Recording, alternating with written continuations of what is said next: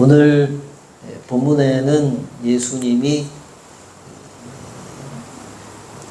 베드로, 야고보, 요한을 데리고 높은 산에 올라가서 어떤 매우 특별한 경험을 하는 사건이 기록되어져 있습니다.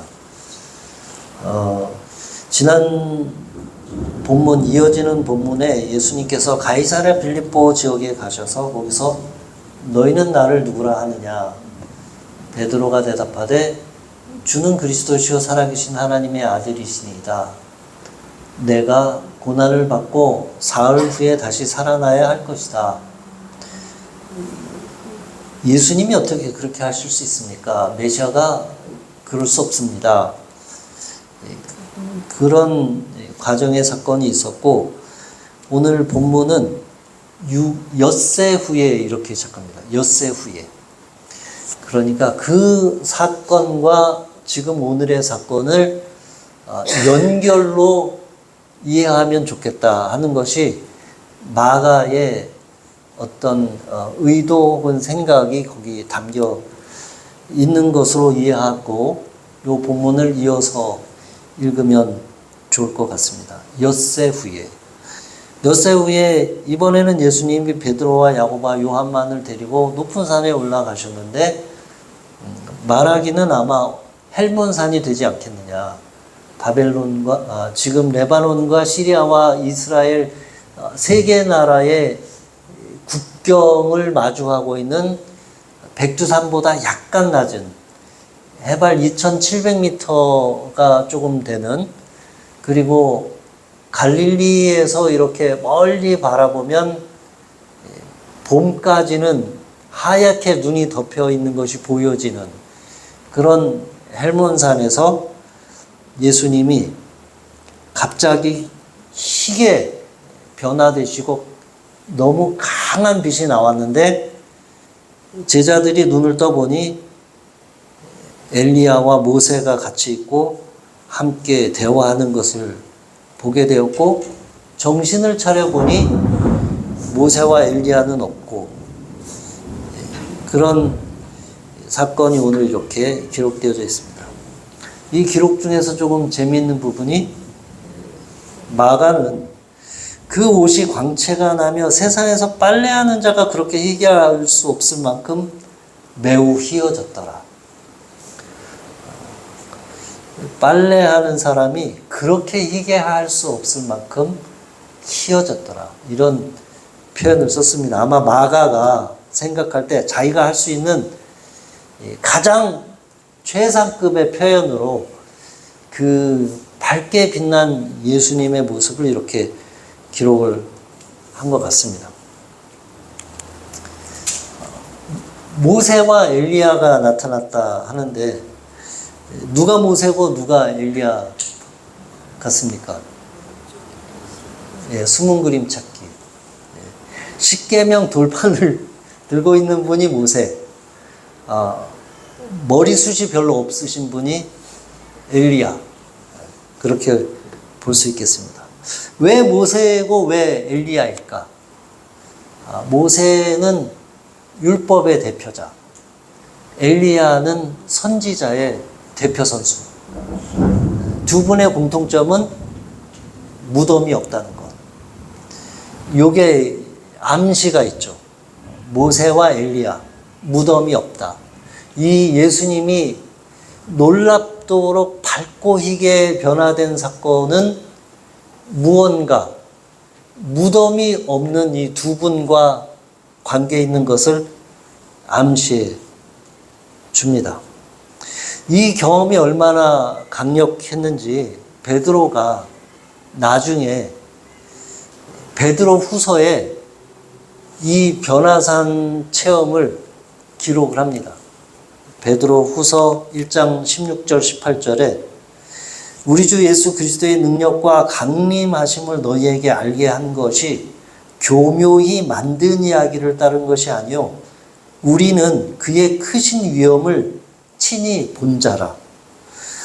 지극히 큰 영광 중에서 이러한 소리가 그에게 나기를 이는 내 사랑하는 아들이요 내 기뻐하는 자라 하실 때에 그가 하나님 아버지께 존귀와 영광을 받으셨느니라. 이 소리는 우리가 그와 함께 거룩한 산에 있을 때에 하늘로부터 난 것을 들은 것이라. 베드로가 이 강력한 체험을 나중에 베드로 후서에 이렇게 기록을 하는데, 이것이 꾸며낸 이야기가 아니다. 우리가 직접 경험한 사건이다. 그런데 재밌는 것은 그곳이 어디라고는 밝히지 않습니다.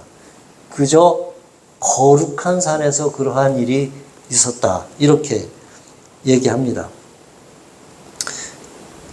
베드로가 분명히 경험한 사건임을 그렇게 이야기하는데, 베드로는 너무 두렵고 놀랍고 무서웠습니다.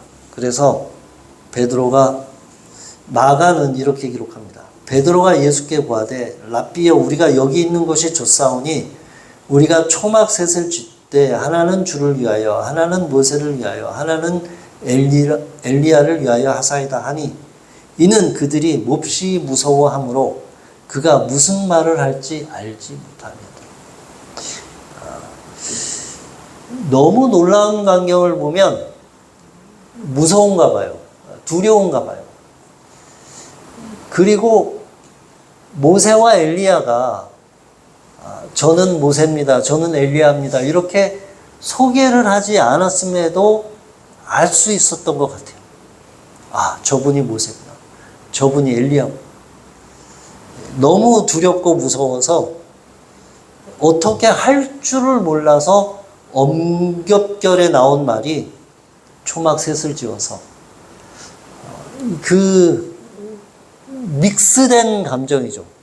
너무 놀랍기도 하고 두렵기도 하고 좋기도 하고 황홀하기도 하고 어떻게 표현할 수 없는 그런 상황에서 하는 베드로의 말입니다. 이 사건을 엿새 전에 일어난 사건과 한번 연결을 시켜서 생각해 보면, 엿새 전에 베드로와 예수님이 심하게 서로 날카로워졌습니다. 예수님께서 너희는 나를 누구라 하느냐? 주는 그리스도시요 살아계신 하나님의 아들이시입니다. 우리가 지금까지는 잘 몰랐지만 이제는 분명히 얘기할 수 있습니다. 예수님, 당신은 메시아입니다. 거기까지 좋았는데 예수님이 내가 이제 예루살렘에 올라가서 장로들에게, 종교 지도자들에게 배신을 당하고 이방인들의 손에 십자가에 죽게 될 것이다. 그리고 사흘 만에 다시 살아날 것이다. 사흘 만에 다시 살아날 것이라는 말씀은 잘 들리지 않았던 것 같아요. 그저 그들이 이제 깨달은 메시아, 우리가 이제 찾은 메시아, 그 수백 년 동안 제2성전기와 포로기를 거치면서 모든 사람들이 바라고 기대하고 보기 원했던 그 메시아를 자신들이 이제 찾아내고 발견했는데, 그분이 이제 십자가에 또 이방인들의 손에 죽게 되신다는 그 말씀에 베드로는 예수님을 꾸짖습니다. 우리 성경에는 항변함에 이렇게 번역을 했지만 실제로는 꾸짖다, 그 표현이에요. 베드로가 예수님을 꾸짖습니다. 그렇게 하면 안 됩니다. 메시아가 그럴 수 없습니다. 예수님이 또 베드로를 꾸짖습니다. 그 똑같은 단어로. 잠잠하고 그 사람에게서 나오라. 너가 하늘의 일을 생각하지 않고 땅의 일을 생각하는구나. 사탄아, 내 뒤로 물러나라. 그렇게 꾸짖습니다. 6일 전에 베드로와 예수님은 서로 그렇게 날카로웠습니다. 왜냐하면 베드로도 마찬가지고 제자들도 마찬가지고 예수님도 마찬가지고 그냥 좋은 게 좋은 거야. 이렇게 얘기할 수 있는 성질의 사건이 아닙니다, 지금. 자기들의 인생이 걸려 있는 것이고, 베드로와 야고보, 요한 제자들은 자기들의 생업과 직업을 다 버려두고 떠난 것이고, 이제 되돌아갈 수 없는 길을 가고 있는 것이고, 예수님도 본인의 사명에 있어서 확고하고, 예수님도 자신이 가야 할 그 십자가의 길 앞에서 예민하지 않을 수 없죠. 그런 상황인 것이죠. 베드로는 받아들일 수 없는, 도저히 수용할 수 없는, 이해할 수 없는 사건들입니다. 첫 번째, 그 당시의 일반적인 상식 수준에서의 메시아에 대한 컨센서스는 이방인의 손에 죽지 않는다. 만약에 어떤 사람이 메시아라고 주장하다가 이방인 손에 죽게 되면 그것은 그 사람이 메시아가 아니었다라고 하는 증거다. 두 번째, 그 당시에 그 예수님의 제자들과 유대인들에게 상식선에서 이루어졌던 메시아에 대한 아이디어는 메시아가 예루살렘에 가게 되면 예루살렘 성전에 있는 대제사장들과 종교 지도자들은 단번에 예수님을 메시아로 알아보고, 왜냐하면 그들은 선생님이고 지도자니까 그 온 백성들이 기다리던 메시아가 누구인지를 가장 먼저 알아보고 가장 먼저 환영해 줄 사람들이 바로 이 대제사장들과 종교 지도자들이라고 생각을 했는데, 예수님께서 하시는 말씀이 예루살렘에 가게 되면 대제사장들과 종교 지도자들에게 배척과 배신을 받고 죽임을 당하게 될 것이라고 하는 그 사실을 조화시킬 수가 없는 것이죠. 그들이 알고 있는, 그들이 이미 상식적으로, 또 모든 사람들이 보편적으로 그 이미 이루어진 그 백성들 간에 이루어진 그 생각과 이 예수님의 말씀이 분명히 이제 마가복음 1장에서 마가복음 8장까지 지나오는 과정을 통해서 이분이 메시아인 것을 확신하게 되는 그 상황에서 예수님이 전혀 다른 이야기를 하는 것을 이해할 수가 없는 것이죠. 그래서 베드로는 예수님을 꾸짖었습니다. 6일 전에. 그런데 이제 그 기억이 아직도 생생한데, 높은 산에 올라갔는데 예수님이 세상 말할 수 없는, 표현할 수 없는 방식으로 변화된 몸을 보이시고 엘리야와 모세가 나타났고, 두렵고 떨리고 6일 전에 예수님과 날카롭게 부딪혔던 그 자기의 생각과 지금 자기가 보고 있는 이 사건과 이게 도저히 매치되지 않는 그런 상황에서 하나님의 음성까지 들었어요. 너희는 그의 말을 들으라. 이는 내 사랑하는 아들이다. 제자들은 이 상황을 도무지 해석할 수 없는 상황을 보게 되는 것이죠. 6일 전의 사건도 아직 다 소화되지 않은 상황에서, 그 일이 끝나고 정신이 없는 상황에서 산을 내려오는 길에 예수님이 이렇게 말씀합니다. 그들이 산에서 내려올 때 예수께서 경고하시되 인자가 죽은 데 가운데서 살아날 때까지 본 것을 아버에게도 이르지 말라 하시니. 좀 전에 본 거 거기까지는 알 수 있겠어요. 너무 놀라운 사건이니까 아무에게도 얘기하지 마라. 알겠어요. 그런데 단서가 붙어 있는데, 인자가 죽은 자 가운데서 다시 살아날 때까지 얘기하지 말라. 이건 도대체 무슨 말씀입니까? 6일 전에 예수님이 인자가 죽은 뒤에 3일 만에 다시 살아날 것이라고 말씀하실 때에 그 말은 그냥 지나가면서 하신 말씀이 아닌 거예요. 그 말씀을 지금 다시 하시는데 이번에는 표현을 바꿔서 이렇게 얘기하셔. 인자가 죽은 자 가운데서 3일 만에 다시 살아나리라. 이게 아니라 죽은 자 가운데서 살아날 때까지 이 사건 너희가 본 것을 이야기하지 말고 침묵하고 있으라. 이미 예수님의 생각과 마음은 확정된 사건이에요. 베드로의 입장에서는 너무 두렵고 떨리고, 야고보와 요한도 마찬가지이고, 6일 전에 그 사건이 아직 다시 다 소화도 되지 않은 상태에서 예수님이 확정적인 메시지를 또 던지십니다. 다시 살아날 때까지 본 것을 아무에게도 이야기하지 말아라. 근데 이 말씀이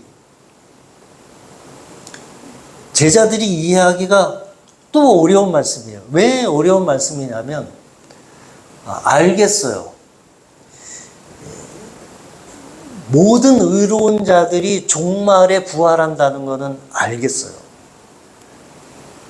조금 이따 말씀드리겠지만.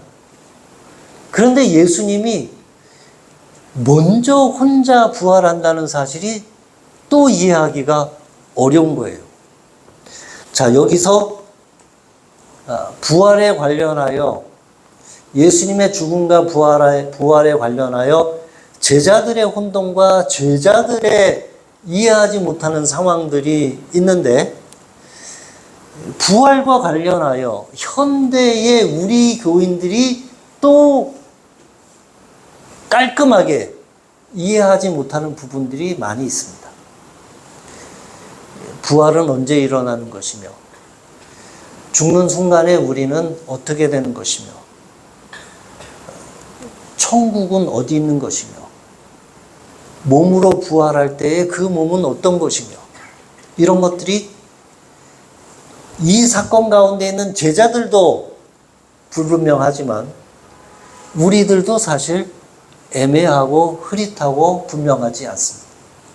먼저 부활과 죽음 이후의 삶은 같은 것인가요? 다른 것인가요?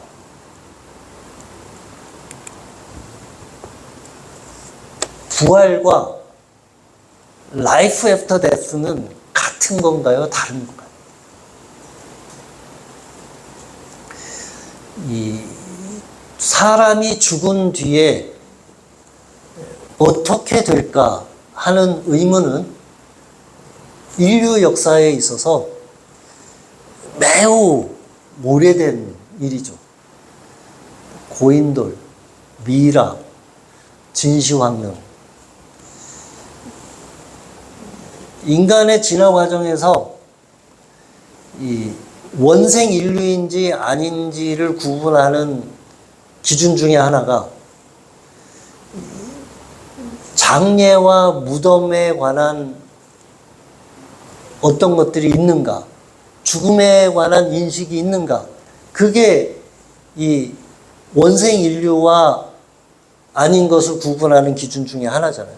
그만큼 죽음 이후의 삶에 대한 어떤 인식, 아이디어 이런 것들은 매우 오래된 거예요.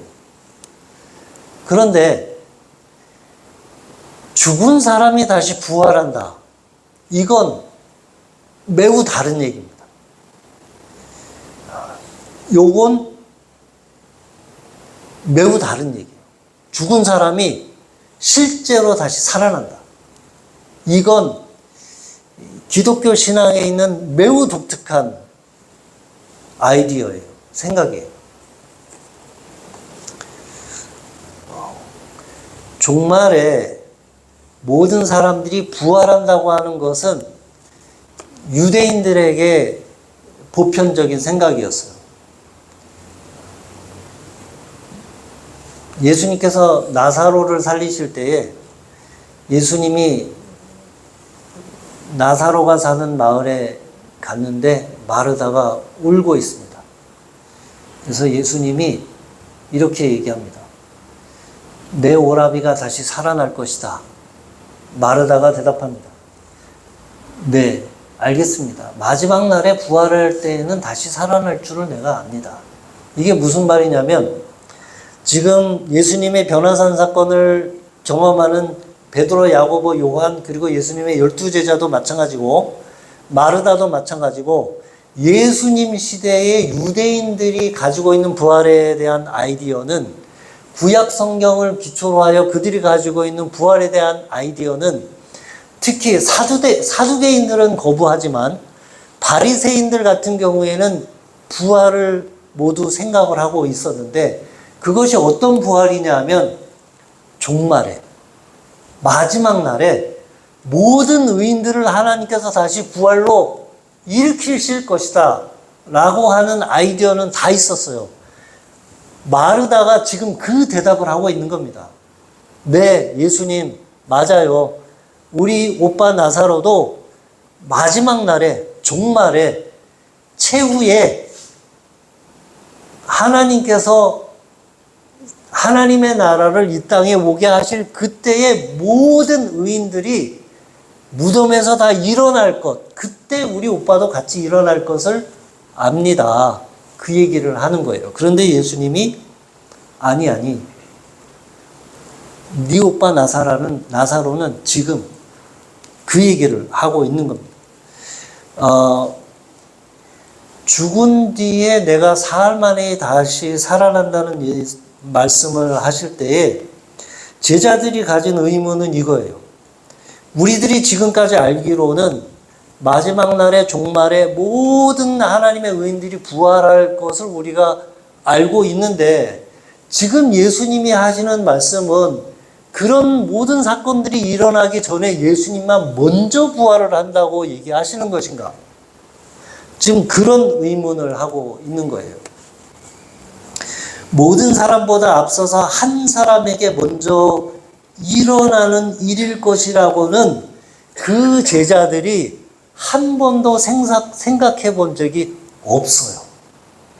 여기에 부활에 관한 그 당시 유대인들의 생각과 그 당시 예수님을 따르던 예수님의 제자들, 1세기 기독교인들의 생각이 갈리는 부분이에요.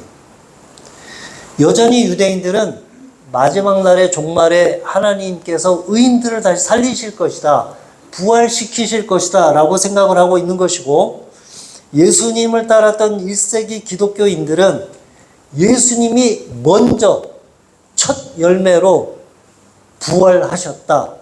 그리고 우리 모두는 나중에 예수님께서 부활로 일으키실 것이다 라고 하는 부분이 다른 거예요.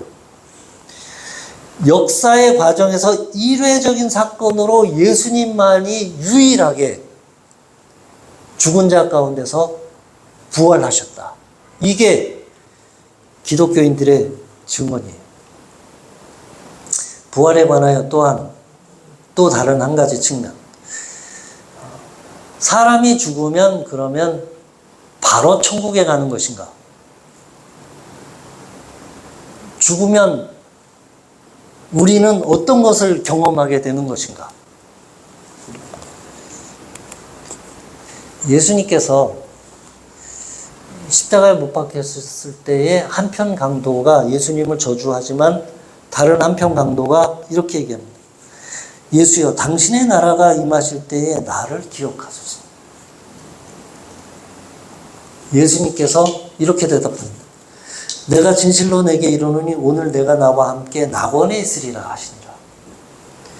예수님이 그 한편 강도의 질문에 대답을 하시는데 한 부분을 틀어서 대답하십니다. 어떤 부분인가요?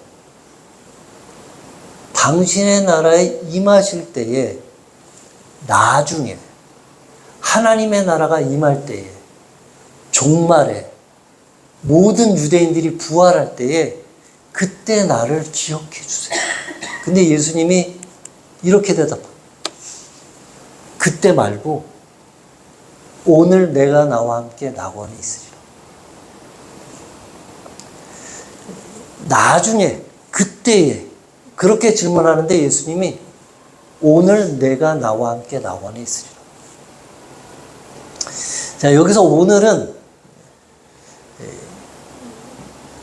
즉각적으로 죽는 순간 나와 함께 예수님과 함께 있을 것이다 하는 말씀이에요. 근데 여기서 이 낙원은 그러면 어느 곳인가? 예수님이 요한복음 다른 부분에서 이렇게 얘기하십니다. 내 아버지 집에 거할 곳이 많도다. 그렇지 않으면 너에게 일렀으리라. 내가 너희를 위하여 거처를 예비하러 가노니. 여기서 이 거처라고 사용된 단어, 이 모나이라고 하는 단어는 영구적으로 거하는 곳이 아니라 여행자가 긴 여행 중에 잠시 쉬어가는 여관, 정거장 혹은 숙소를 지칭하는 단어예요. 우리가 죽을 때에 숨이 거두어지는 순간 우리는 오늘 내가 나와 함께 예수님과 함께 거하게 될 것인데, 그곳은 거기서 영원히가 아니라 임시적으로 거하는 곳이고, 그리고 마지막에 예수님께서 다시 우리를 몸으로, 육체를 가진 몸으로 부활시키시는 그 순간이 또 이어서 있는 것입니다.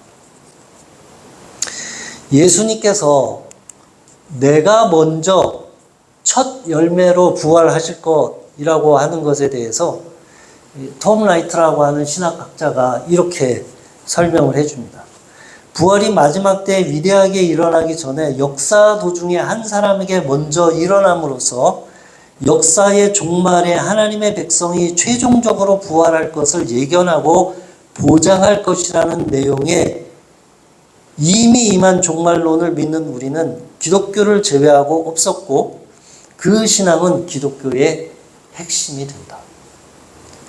예수님께서 먼저 보이신 것인데, 사람이 다시 살아날 수 있다는 것을, 사람이 다시 몸을 가지고 부활할 수 있다는 것을 보여주신 것인데, 여기에 표현된 단어가 inaugurating.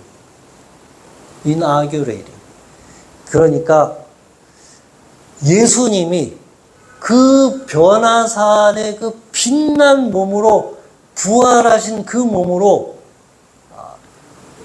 왕으로 다시 즉위하시는, 그리고 그 첫 열매로 실제적으로 부활할 수 있다는 것을 보여주시는 것으로서 개런티, 확증, 우리에게 확신과 확증을 주시는 보험으로서 보여주시는다는 그런 말씀입니다. 변화산 사건을 통해서 예수님은, 하나님은 제자들에게 정리를 시켜주고 있습니다. 그분이 메시아가 맞다, 확실하다. 그러나 너희가 그동안 알고 있던 메시아와는 다른 메시아로서 고난받는 메시아이다. 그러나 고난으로 끝나는 것이 아니라 다시 영광의 몸으로 부활하실 메시아이다. 그리고 그것은 첫 열매로서 우리가 죽임을 당할 때 바로 예수님과 함께 있을 것이고, 임시 거처에 있을 것이고, 마지막 날에 최종적으로 영광스러운 밝은 예수님의 몸과 함께 우리도 같이 몸으로 부활하게 될 것이다. 우리가 예배 가운데 사도신경으로의 신앙을 고백합니다. 우리가 믿는 것들 중에 하나는 몸의 부활과 영생을 믿습니다라고 매 예배 시간마다 그렇게 고백합니다. 몸으로 부활하게 될 것입니다. 저와 여러분은 몸으로 부활하게 될 것입니다. 그냥 몸은 없고 영혼만 이렇게, 영혼만 둥둥둥 떠다니는 그런 식의 부활이 아니라 몸을 가지고, 예수님이 부활하신 그런 영광된 몸을 가지고 우리도 같이 부활하게 될 것입니다. 부활신앙은 우리에게 어떤 위로를 줍니까? 초대교회의 교인들이 받았던 핍박과 초대교회가 불과 예수님 사후 300년, 400년 만에 그 지중해 로마 세계를 그렇게 번져나가게 된 그 어떤 것도 이것 외에는 설명할 길이 없습니다. 그들은 부활의 신앙을 가졌고 이 예수님이 보여주신 부활의 능력을 경험했고 체험했고 그들은 확신했고 그랬기 때문에 그러한 일들을 그러한 신앙과 믿음의 모습을 보여줄 수 있었던 것입니다. 부활의 신앙은 나에게 어떤 위로가 됩니까? 첫 번째로 우리는 죽는 순간에 하나님의 위로를 경험하게 될 것입니다. 죽는 순간은 혼자죠. 나 혼자죠. 그 죽는 순간에 하나님의 위로를 경험하게 됩니다. 두 번째로, 부활의 신앙은 우리에게 자기 십자가를 지고 갈 수 있는 힘과 에너지와 능력과 관점을 줍니다. 여기서 끝날 것이 아니다. 고통으로 끝날 것이 아니다. 예수님의 영광스러운 부활의 모습을 보게 될 것이다. 하나님께서 나를 다시 일으켜 세워주실 것이다. 이걸로 끝나게 하지 않을 것이다. 부활의 신앙은 자기 십자가를 끝까지 지고 견딜 수 있는 능력과 힘을 우리에게 줍니다. 예수 믿는 것과 예수 믿지 않는 다른 점이 무엇입니까? 예수님을 믿어도 세상 모든 사람들이 겪게 되는 어떤 일도 일어날 수 있죠. 어떤 고통스러운 일도 경험하게 될 수 있죠. 마치 내가 원해서가 아니라 강도당하는 것처럼, 강도당하는 일을 겪는 것처럼 예수님을 믿는 사람들도 세상 모든 사람들이 겪는 모든 비극적인 일들이 똑같이 일어날 수 있죠. 그러나 우리에게는 부활의 신앙이 있으니 그것을 견뎌낼 수 있고 이겨낼 수 있고 내게 주어진 십자가를 끝까지 지고 가서 부활의 십자가 그리고 영광에 변화된 예수님을 만나볼 수 있는 소망이 우리에게 있습니다.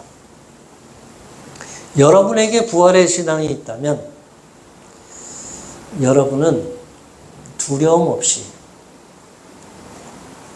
이 세상을 용기 있게 뚜벅뚜벅 당당하게 걸어갈 수 있을 것입니다. 그런 여러분을 보면서 사람들은 이렇게 느끼게 될 겁니다. 저 사람 뭐지?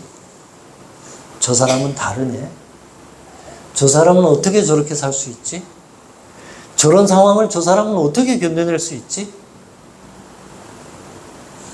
저런 상황에서 저 사람은 어떻게 저런 생각을 할 수 있지? 그렇게 될 것입니다. 사람들이 여러분을 궁금하게 될 것입니다. 오늘 교회가 잃어버린 것이 무엇입니까? 사람들이 더 이상 교회를 궁금해하지 않아요. 사람들이 더 이상 예수 믿는 사람을 궁금해하지 않아요.